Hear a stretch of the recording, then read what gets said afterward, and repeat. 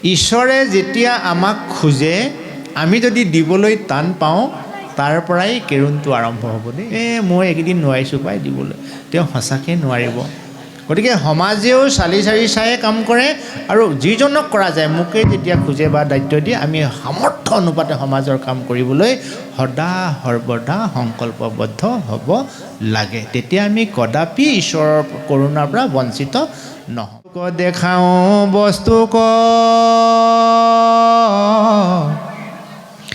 আৱৰি এহিহে মোহৰ মায়া জানানিষ্ঠ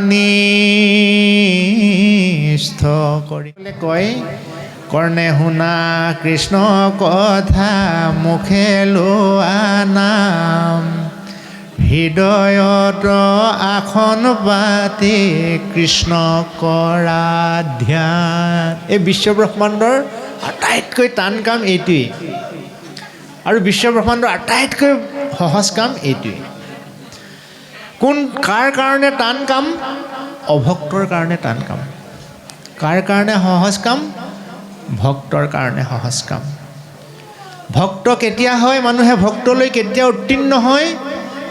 দাস হৈ পেলাই নিজকে সৰুতকৈ সৰু সৰুতকৈ সৰু সৰুতকৈ ভকতি ৰয় এটি বালিচাহি 100 ভাগ কৰিলে তাৰহে এভাগ মই।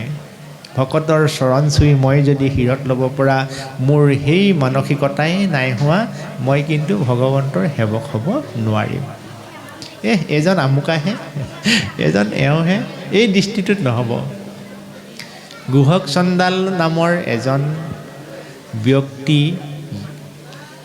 যুধিষ্ঠিৰৰ ৰাজস্ব যজ্ঞত আহি নোপোৱাৰ বাবে ৰাজকীয় যজ্ঞ সফলেই হোৱা নাছিল, য'ত জগতৰ ঈশ্বৰ কৃষ্ণ আছিল বোলে।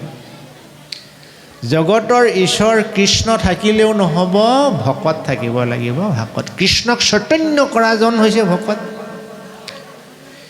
আপুনি মই যদিও বা প্ৰভু ভগৱন্ততেই আত্মসমৰ্পণ কৰিব লাগে তথাপি আপুনি মই এই মূৰ দোৱা আৰু কেইবাটাও ঠাই আছে। এই ধৰ্মগ্ৰন্থত আমি সেই ঠাইকেইটা উদ্ঘাটন কৰিব লাগিব। আমাৰ যেনেকৈ শিৱসাগৰখন তেলৰ এটা পুং আছে নহয়নে? তেলৰ যিটো ভাটিত পুংটো ক'ত ওলায়, যেনেকৈ তেওঁলোকে বয়িং কৰি কৰি কৰি কৰি তাত তেলটো উলিয়াইছে, ঠিক তেনেকৈ আমাৰ ধৰ্মৰ গ্ৰন্থখনত মহাপুৰুষ গুৰু শ্ৰীমন্ত শংকৰদেৱে কৈছে যে এই মানৱ জাতিৰ আটাইতকৈ মূল্যৱান সম্পত্তি এই মূৰটো, এই শিৰটো ক'ত ক'ত দোৱাব লাগিব। এই মূৰটো তুমি দোৱাবা বন্ধু গুৰুৰ ওচৰত। সেই আদ্য গুৰু পিতৃ মাতৃয়েই হওক, শিক্ষাগুৰু দীক্ষাগুৰু মহাপুৰুষ শ্ৰীমন্ত শংকৰদেৱ পৰম গুৰু, এই গুৰুসকলৰ চৰণত তুমি মূৰ দোৱাব পাৰিবা। আৰু মূৰটো ক'ত দোৱাবা? দেৱতা উদ্ধত কৃষ্ণ, কৃষ্ণ একদেৱ দুখহাৰী, যিজন দেৱতাই আমাৰ জীৱসকলৰ দুখ হৰণ কৰিব পাৰে, নাইকিয়া কৰিব পাৰে, তাৰ ঠাইত আনন্দ শান্তি জ্ঞান উদয় কৰাব পাৰে, সেইজন কৃষ্ণৰ চৰণত এই মূৰ দোৱাবা। সেই বন্ধু তুমি এই মূৰটোৰ তাত দোৱাবা য'ত ভগৱন্তৰ গুণনাম বিৰাজমান হৈ থাকে। ৰাম নামত তুমি মূৰ দোৱাব পাৰিবা। ৰাম নাম কোনে গায়? ৰাম নাম ভগৱন্তৰ একান্ত ভকতে গায়। ভকতৰ চৰণত তুমি মূৰ দোৱাব পাৰিবা। ভকতসকল ক'ত থাকে? এই ধৰাধামত থাকে, এই বিশ্বব্ৰহ্মাণ্ডত থাকে, এই ধৰিত্ৰীত থাকে। এই ধৰিত্ৰী আইক তুমি মূৰ দোৱাব পাৰিবা। বৰাহ ৰূপেৰে যেতিয়া সাগৰৰ পৰা এই বসুমতীক উদ্ধাৰ কৰি আনিছিল প্ৰভু ভগৱন্তই, এই বসুমতীত জীৱসকল সৃষ্টি কৰি দেখিলে যে প্ৰতিটো জীৱই আহাৰ নিদ্ৰা ভয় আৰু মৈথুন। আহাৰ মানে খাদ্য, নিদ্ৰা মানে টোপনি, ভয় মানে মৃত্যুৰ ভয়, মৈথুন মানে সৃষ্টিৰ যিটো ক্ষমতা, এই গোটেইখিনি সমান। কিন্তু জীৱশ্ৰেষ্ঠ মনুষ্যক তাতোতকৈ ঊৰ্ধত অকণমান প্ৰসাদ বেছিকৈ দিলে, নাম যাৰ জ্ঞান। আৰু এই জ্ঞানৰ দ্বাৰাই মানুহে ভালো হ'ব পাৰে আৰু জ্ঞানক যদি বেয়াকৈ ব্যৱহাৰ কৰা যায় বেয়াও হ'ব পাৰে। এই যে জুইকুৰা দেখিছে, জুইকুৰাই মানুহক বহুত ভাল কাম কৰিব পাৰে। যেনেকৈ আমাক অতি থেতুৱাই ধৰা জাৰত ই তাপ দিব, জুইত আমি ৰন্ধন প্ৰকৰণ কৰি আমি খাদ্য খাব পাৰোঁ, জুইৰ দ্বাৰাই বিভিন্ন বেমাৰৰ বীজাণু নিৰ্মূল কৰিব পাৰি ইত্যাদি ইত্যাদি। এইবিলাক হৈছে জুইৰ গুণ। আৰু জুইৰ বদগুণ হৈছে নিমিষতে ছাৰখাৰ কৰি পেলাব পাৰে, নহয়নে? সদগুণ আৰু বদগুণ চবৰে আছে। জুই যেনেকৈ আছে, পানীও তেনেকৈ সদগুণ আৰু বদগুণ আছে। সূৰ্যৰ তাপৰো সদগুণ আৰু বদগুণ আছে। আপোনাৰ মোৰো সদগুণ আৰু বদগুণ আছে। আমি বদগুণক সদায় আঁতৰাই ৰাখি সদগুণক আমি আগুৱাই নিব লাগে। কিন্তু দুখৰ বিষয়, আমি সদগুণক প্ৰাধান্য কমকৈ দিওঁ, বদগুণক আমি বেছিকৈ গুৰুত্ব দিওঁ। গতিকে যি মানুহে বদগুণৰ পৰা নিজক সদগুণলৈ আগুৱাই নিব পাৰে, সেই মানুহজনকে ধৰ্মীয় ভাষাত ভকতৰ শাৰীত ৰখা হৈছে। আৰু এনেহেন ভকতে সদায় প্ৰভু ভগৱতকে আৰাধনা কৰে। সি ল'ৰাই হওক, ছোৱালীয়ে হওক, বৃদ্ধই হওক, যোনেই নহওক লাগিলে প্ৰভু ভগৱন্তৰ একান্ত ভকত যি মনুষ্যই হ'ব পাৰিছে, সেই মনুষ্যই ঈশ্বৰৰ কৃপা, কৰোণা, দয়া লাভ কৰিব কৰিব কৰিব। এই কথাষাৰ বুজাবলৈকে এই কথাখিনি এই ছবি সংখ্যকত উল্লেখ কৰা হৈছে। সেয়েহে বচনত মাত্ৰ দৃঢ়, মই শূন্য মতি মূঢ়, পৰ উপদেশত পণ্ডিত, তুমি হেন দেৱজানী, নপাৰিলোঁ চক্ৰপাণি, আপোনাৰ দুখ খণ্ডিত। হে প্ৰভু, মই আনক উপদেশ দিয়াতহে মই পণ্ডিত হ'লোঁ, কিন্তু মই সেই উপলব্ধিখিনি নিজে পালন কৰাৰ ক্ষেত্ৰত মই শূন্য। তাৰমানে কি? উপদেশতকৈ আৰ্হি ভাল। আমি আনক ঈশ্বৰ প্ৰাপ্তি হোৱাৰ পথ দেখুৱাই দিয়াটো বিশ্বব্ৰহ্মাণ্ডৰ আটাইতকৈ সহজ কথাটো হৈছে আনক পৰামৰ্শ দিয়া। আৰু বিশ্বব্ৰহ্মাণ্ডৰ আটাইতকৈ টান কামটো হৈছে নিজে পালন কৰা। গতিকে আমি নিজে যদি পালন নকৰোঁৱে, তেতিয়াহ'লে আমাৰ এই জীৱনটো এনেই যাবগৈ। তেতিয়া বিনাই বিনাই কান্দিব লাগিব। কেনেকৈ কান্দিম? অ সোণোৱালী দেহা এনেহে গঢ়িলোঁ,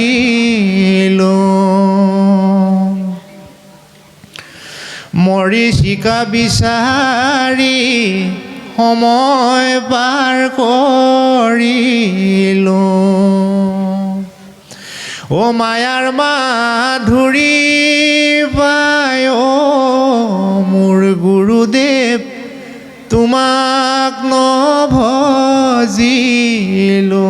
চিঞৰি চিঞৰি ৰখালেও গুচি যোৱা ৰেলখন কেতিয়াও নৰখে আই। জীৱন যৌৱন যেতিয়া শেষ হৈ যাব, তেতিয়া অনুশোচনা আহিব।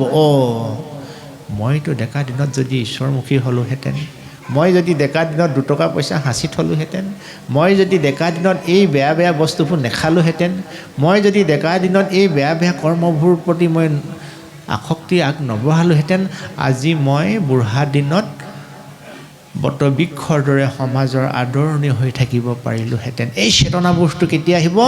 যেতিয়া সোণোৱালী জীৱনটো শেষ হৈ যাব। গতিকে সোণোৱালী জীৱন শেষ হোৱাৰ পিছত তুমি অনুশোচনা ভোগাতকৈ তুমি যৌৱনাৱস্থাতে জীৱনৰ সামৰ্থ্য, শক্তি, ক্ষমতা থকা সময়তে ভক্তিৰ আশ্ৰয় লোৱা বন্ধু। কাৰণ কমল নয়ন এক নাৰায়ণ বিনে, তোৰ ইটো দুখ খন্দাই বেক পাৰে কোনে। দুখ মানে কি? আমাৰ যিবিলাক সমস্যা আছে, আমাৰ যিবিলাক সংঘাত আছে, আমাৰ যিবিলাক অভাৱ আছে, এই সমস্যা, সংঘাত, অভাৱ গোটেইবিলাক তেওঁহে নিৰ্মূল কৰিব পাৰিব। কোন? প্ৰভু ভগৱন্ত। সেইকাৰণে প্ৰভু ভগৱন্তক আমি ল'ৰা কালৰ পৰা ভজিবলৈ আমি মাক দেউতাকবিলাকে আমি শিকাব লাগে। অকল বোপাই কিতাপ পঢ় নহ'ব। কিতাপ পঢ়িব, কিন্তু অন্ততঃ সন্ধিয়া সময়ত তাক মাকে লগত আনি পেলাই বা দেউতাকে লগত আনি পেলাই ঈশ্বৰৰ অকণমান প্ৰাৰ্থনা এটা গোৱা যিটো অভ্যাস, এই অভ্যাসটো আমি গঢ় দিব লাগে। যদি আমি এই অভ্যাসটো গঢ় নিদিওঁ তেতিয়াহ'লে সি সন্ধিয়া পৰত যেতিয়া ডেকা হ'ব লগৰ কেইটাৰ লগত তিনিআলি চাৰিআলিত বহি অসৎ আলাপ অসৎ খাদ্য গ্ৰহণ অসৎ কৰ্মৰ প্ৰতি আসক্তি ইত্যাদি ইত্যাদি সমাজখন ছাৰখাৰ হৈ গৈছে। গতিকে ইয়াক নিয়ন্ত্ৰণ কৰিবলৈ হ'লে আমি সেই ভুল পথেৰে যোৱা ল'ৰা ছোৱালীখিনিক সংস্কাৰমুখী কৰিবলৈ হ'লে আমি প্ৰথমতে অভিভাৱকসকল আমি সচেতন হ'ব লাগিব। আৰু আমি অভিভাৱক যদি সচেতন নহওঁ আমাৰ সন্তান কিন্তু বিনষ্ট হ'ব। তদ্ৰূপ আমি দেহাটো হৈছে আমাৰ সন্তান সদৃশ, আমি অভিভাৱক হৈছোঁ আমাৰ মনটো। কথাটো বুজিছেনে বাৰু? কিবা ভুল হৈছে নি? অভিভাৱক হৈছে মনটো, দেহাটো হৈছে সন্তান সদৃশ আমাৰ আত্মীয় স্বজন। অভিভাৱক সদৃশ মনটো যদি সদাহস্তম ক্ষমতাশালী চিন্তাশীল দূৰদৰ্শী হয়, সন্তান সদৃশ এই ইন্দ্ৰিয়বিলাকে আপোনাক একো কৰিব নোৱাৰে। গতিকে হে সজ্জনসকল, আমাৰ এই বিশ্বব্ৰহ্মাণ্ড দুখন আছে। এখন আমি আলোচনাতে কৈছোঁ ভৌগোলিক বিশ্বব্ৰহ্মাণ্ড এখন, দেহৰ বিশ্বব্ৰহ্মাণ্ড এখন। পাও দুই দিলা তীৰ্থ কৰোঁ কগমন, চকু দুই দিলা সন্ত হৌক দৰিখন। ভৰি দুটা ঈশ্বৰে দিছিলে তীৰ্থ ভ্ৰমণ কৰিবলৈ, কাশী গয়া বৃন্দাবন সেইবোৰ ঠাইৰ তীৰ্থ। তোমাৰ পইচা আছে সুবিধা আছে তুমি চাই আহা, কিন্তু আপত্তি নাই। আচল তীৰ্থ এইখন য'ত ঈশ্বৰৰ গুণনাম হয়। এই ঈশ্বৰৰ গুণনাম হোৱালৈ তুমি এই দুটা ভৰিৰে যাবা হে সজ্জন। চকু দুই দিলা সন্ত হৌক দৰিখন, এই দুটা চকুৰে তুমি সাধুসকলক চাবা। আজি আপুনি মই নিস্বাৰ্থভাৱে ইজনে সিজনক সেৱা কৰিছোঁ, নহয়নে? কিবা স্বাৰ্থ আছে? কাৰো স্বাৰ্থ নাই। একদম স্বচ্ছ নিকা নিৰ্মল মন লৈ ইজনে সিজনক আমি সেৱা আগবঢ়াইছোঁ। চকু দুই দিলা সন্ত হৌক দৰিখন। নাখা দিলা তুলসীৰ ঘ্ৰাণ লৈ বা পুন, কৰ্ণ দুই দিলা তান শুনে নাম গুণ। ভকতে গোৱা ঈশ্বৰৰ নাম এই পাঠকসকলে গাইছে, আপোনাৰ সবেও গাইছোঁ। কৰ্ণেৰে আমি সেই কথাবোৰ শুনিছোঁ, নাখেৰে আমি তুলসীৰ সুবাস পাইছোঁ, সুগন্ধিৰ সুবাস। হস্ত দুই দিলা কৃষ্ণ কৰ্মে পৱৰ্তুক, উদৰ দিলন্ত তান প্ৰসাদ ভুঞ্জুক। ভগৱানে জীৱশ্ৰেষ্ঠ মানুহ হিচাপে আমাক সংসাৰলৈ পঠিয়াওঁতেই চবকে দুখন দুখন হাত দি পঠিয়াইছে। এই দুখন হাতেৰে আমি নিজেও এমুঠি খোৱাকৈ উপাৰ্জন কৰিব লাগিব, 10জনকো খুৱাব লাগিব। নিজৰো কল্যাণৰ হকে এই দুখন হাতেৰে কাম কৰিব লাগিব, 10জনৰ কল্যাণৰ হকেও এই দুখন হাতেৰে কাম কৰিব লাগিব। আৰু এই দুখন হাতেৰে ঈশ্বৰক অৰ্পণ কৰিব পৰা ক্ষমতা থাকিব লাগিব। হস্ত দুই দিলা কৃষ্ণ কৰ্মে পৱৰ্তুক, উদৰ দিলন্ত তান প্ৰসাদ ভুঞ্জুক। ভগৱানক অৰ্পণ কৰা প্ৰসাদহে এইটো উদৰত ভৰাব পাৰি। ভগৱানে কোনবিলাক প্ৰসাদ খায়? স্বাভাৱিকতে আমি চবেই জানো, নহয়নে? যিবোৰ ভগৱানে নাখায় সেইটো মই খোৱাৰো যোগ্য নহয় দেই। ইয়াত আকৌ বৰ্ণনা কৰাৰ কোনো প্ৰয়োজন নাই। যিটো বস্তু ভগৱানে নাখায় সেই বস্তুটো ময়ো খোৱাৰ যোগ্য নহয়। আমাৰ এটা বৰ মিছা প্ৰবাদ আছে, জটাধাৰী শিৱই বোলে ভাং খায়। ক'ৰবাত লিখা আছে, আমি কিন্তু আজিলৈকে যিমান গ্ৰন্থ পঢ়িছোঁ বাপ, আপোনাৰ সবৰ আশীৰ্বাদ অনুপাতে গ্ৰন্থ যথেষ্ট পঢ়া হৈছে, কিন্তু জটাধাৰী শিৱই ভাং এচিলিম খায় বুলি ধৰ্মগ্ৰন্থত কিন্তু লিখা নাই। মই কিন্তু আজিলৈকে পোৱা নাই। গতিকে শিৱই ভাং খায় বুলি তেওঁক এটা অপবাদ যাচি দিয়া হৈছে। কোনো দেৱতা শিৱ এনেকুৱা এজন ভকত যিজন ভকতে সৰ্বোচ্চ ভগৱানক অৰ্পণ কৰি দিছিলে। সৰ্বোচ্চ তেওঁ নিজৰ প্ৰিয়তমা মানে পাৰ্বতীক বাৰে বাৰে বুজাইছিলে, হে প্ৰিয়তমা তুমি যে মোক ঈশ্বৰ বুলি ভাবিছা, মোক ভগৱান বুলি ভাবিছা, মইতো ভগৱান নহয় নহয়। মই তোমাক কওঁ এই সংসাৰৰ স্ৰষ্টা দ্ৰষ্টা নিয়ন্তা মালিক হৈছে নাৰায়ণ। মই যে কৈলাশত গৈ নিৰলে বহি থাকোঁ, মইতো কি কৰোঁ বুলি তুমি ভাবিছা? মোৰ প্ৰভু ভগৱন্তক মই জপ কৰোঁ। গতিকে প্ৰিয়তমা তুমিও জগতৰ ঈশ্বৰক জপ কৰিবা। চাওকচোন, তেনেহেন এজন ভগৱন্তৰ ভক্তক আমাৰ মানুহবিলাকে এনেই অপবাদ দিয়ে বোলে শিৱ পূজা কৰোঁতে ভাং এচিলিম লাগে। ক'ৰ পৰা আহিল সেই কথাষাৰ নাজানো, কেনেকৈ আমাৰ মাজত এইটো বীজ ৰোপণ হ'ল এইটো আমি গম নাপাওঁ, কিন্তু ধৰ্মগ্ৰন্থত হ'লে লিখা নাই। ক'ৰবাত পুৰাণত লিখা আছে যদি মই নাজানো, মই কিন্তু পুৰাণ পঢ়া নাই। গতিকে যি কি নহওক, আমাৰ অপবাদ দিয়া অপযশ দিয়া নিয়মটো আগৰ পৰা আছে। অপবাদলৈ আপুনি মই ভয় কৰিলে নহ'ব। মহাপুৰুষ গুৰু শ্ৰীমন্ত শংকৰদেৱক কিমানে অপবাদ দিছিলে, শ্ৰী শ্ৰী মাধৱদেৱক কিমানে অপবাদ দিছিলে, কৃষ্ণক কিমানে অপবাদ দিছিলে। শ্ৰীমন্ত মুনিটো বোলে কৃষ্ণই চুৰ কৰি নিলেও দেহি চাওকচোন। গোটেই স্ৰষ্টাৰ দ্ৰষ্টাৰ নিয়ন্তা যিজন মালিক, তেওঁকনো বা চুৰ সজাব লাগেনে? শ্ৰীমন্ত মুনিটো বোলে কৃষ্ণই চুৰ কৰি নিলে। আৰু এই কলংক মোচন কৰিবৰ কাৰণে কৃষ্ণই কি কি লীলা কৰিলে গোটেই কথাখিনি আপোনাৰ মোৰ জ্ঞাত। এতিয়া এজন মানুহৰ পতন কেতিয়া হয় মন কৰিব দেই, মন কৰিব। সত্ৰাজিত পাছে গৃহক আইলা, অনেক মাংগল্য বৈদ্য বজাইলা, দেৱৰ গৃহে প্ৰক্ষিপ নিপাতে, নিবেদিলা মণি বিপৰ হাতে। যি মণি পাই শ্ৰীমন্ত মণিৰ নামেৰে উজ্জীৱিত হোৱা এটি সুন্দৰ সম্পদ আজি সত্ৰাজিতে উপহাৰ হিচাপে লাভ কৰিছিল সূৰ্য দেৱতাৰ পৰা। আৰু এই উপহাৰটো লৈ তেওঁ যেতিয়া ঘৰলৈ আহিছিল, মানুহে ভয়তে লৰ মাৰিছিল, বুজিছেনে? কি বস্তু আহিল?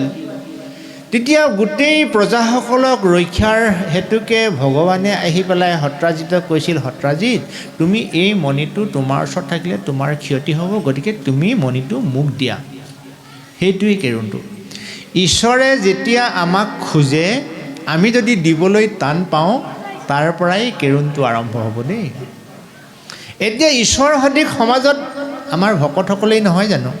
আমাৰ ভকতসকলে গৈ পেলাই কোনোবা এজনক ক'লে, হেৰৌ খগেন, আমি ভাগৱত পাঠৰ অনুষ্ঠান এটা আয়োজন কৰিছোঁ, গতিকে ৰাইজে চিন্তা চৰ্চা কৰি তোমাৰ পৰা টকা 1000 বিচাৰিছে, তুমি কৃপা কৰি আমাক টকা 1000 দি অনুষ্ঠানটো সাফল্যমণ্ডিত কৰা। এই মানুহজনক এখন সমাজে যে খুজিছেগৈ টকা 1000, তেওঁৰ সামৰ্থ্য আছে কাৰণে খুজিছে। সামৰ্থ্য নথকা মানুহজনক 1000 টকা সমাজে কেতিয়াও খুজিবলৈ নাযায়। কিন্তু সেই মানুহজনে যদি ইয়াত বাৰ্গেনিং কৰে, কম বেছি কৰে, চাওকচোন, মই এইকেইদিন নোৱাৰিছোঁ পাই দিবলৈ, তেওঁ সঁচাকৈ নোৱাৰিব। গতিকে সমাজেও চালি চাৰি চায়ে কাম কৰে, আৰু যিজনক কৰা যায়, মোকেই যেতিয়া খোজে বা দায়িত্ব দিয়ে, আমি সামৰ্থ্য অনুপাতে সমাজৰ কাম কৰিবলৈ সদা সৰ্বদা সংকল্পবদ্ধ হ'ব লাগে। তেতিয়া আমি কদাপি ঈশ্বৰৰ কৰুণাৰ পৰা বঞ্চিত নহ'ম। আৰু সেই কৃষ্ণই সত্ৰাজিতক মণিটো খোজোতে নিদিয়াৰ কাৰণেই গোটেই সত্ৰাজিতৰ জীৱনটো কি হৈ গ'ল সেইখিনিয়ে বহুত দীঘল বৰ্ণনা। তাৰ ভায়েকৰ মৃত্যু হ'ল, সিংহ এটা মৃত্যু হ'ল, নহয়নে বাৰু? তাৰপিছত আপোনাৰ কিমান যে কি হৈ গ'ল এইখিনি বৰ্ণনাৰ অতীত। গতিকে হীৰ গোটা দিলা টান আনন্দিত মন, পদাৰ বিন্দত সদা কৰোঁ ক বন্দন। এই বিশ্ব ব্ৰহ্মাণ্ডত আমাক এই ভগৱন্তই যিটো মূৰ দিলে, এইটো হীৰটো, এই হীৰটোৰ এটাই মাত্ৰ ঠাই আছে, প্ৰভু ভগৱন্তৰ পদাৰ বিন্দত বন্দন কৰা। তেতিয়াহে মনটো আনন্দত হ'ব। হীৰ গোটা দিলা টান আনন্দিত মন, প্ৰভু পদাৰ বিন্দত সদা কৰোঁ ক বন্দন। যদি এই মূৰটোৱে প্ৰভু ভগৱন্তৰ পদযুগলত বন্দন কৰা আজিলৈকে নাই, তেওঁ আনন্দৰ সাগৰত কেতিয়াও বুৰ দিব নোৱাৰে। কোনখন সাগৰত বুৰ দিব? দুখৰ সাগৰত। দুখন সাগৰ আছে সংসাৰত, এখন সুখৰ সাগৰ, এখন দুখৰ সাগৰ। কোনো মানুহে দুখৰ সাগৰৰ পাৰলৈকে যাব নিবিচাৰে, কিন্তু সুখৰ সাগৰ বুলি আচলতে দুখৰ সাগৰত মানুহে সোমাই যায়। কেনেকৈ সোমাই যায়? অবস্তুক দেখাওঁ বস্তুক